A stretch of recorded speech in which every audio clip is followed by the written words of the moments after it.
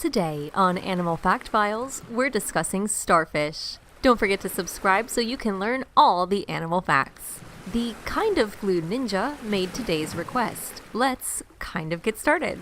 It might sound silly to say, but starfish aren't fish. Heck, scientists are trying to change their common name to sea stars to help alleviate any confusion their fishy name may cause. But most people still say starfish, and their scientific name is out of this world.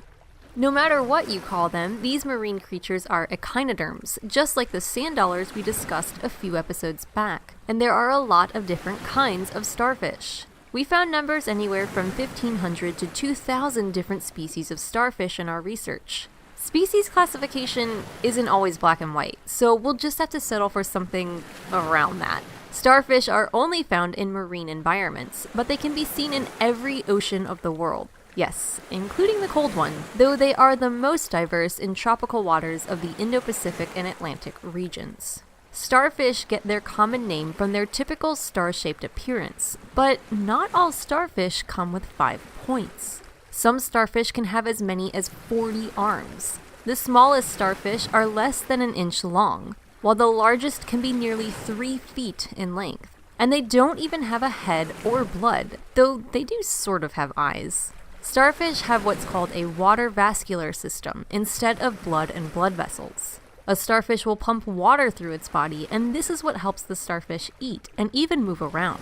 Starfish have tube feet that either end in suction cups, which adhere to hard surfaces, or points, which help them traverse a sandy landscape. They'll live anywhere from intertidal zones to the abyss, and where they live can affect what they eat. In many areas, starfish are some top predators. Take the crown of thorns starfish, who ravages a coral colony, as an example. Humans have actually developed robots to attack these starfish in order to protect the very reefs they destroy.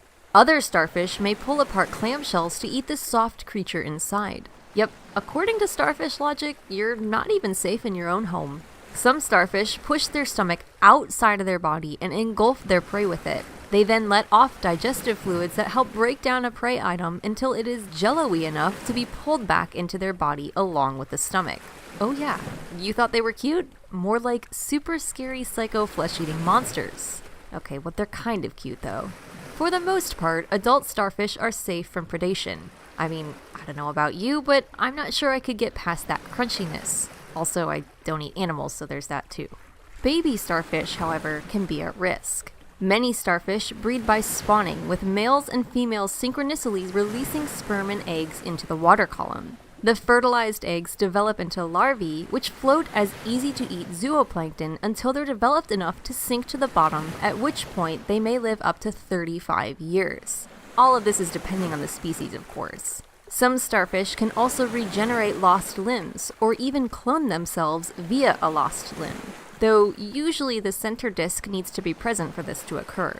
Starfish can do this regeneration because many of their organs are actually in their arms.